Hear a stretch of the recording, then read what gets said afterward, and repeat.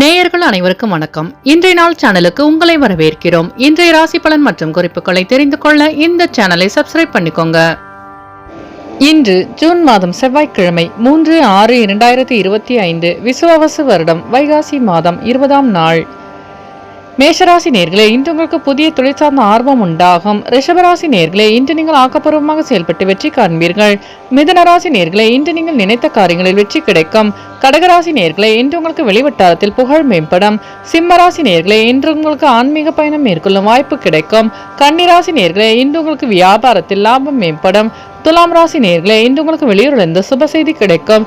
விருச்சிக ராசி நேர்களே, இன்று உங்கள் பிரச்சனைகளுக்கு தீர்வு காண்பீர்கள். தனுசு ராசி நேர்களே, இன்று நீங்கள் நினைத்த காரியங்களில் வெற்றி கிடைக்கும்.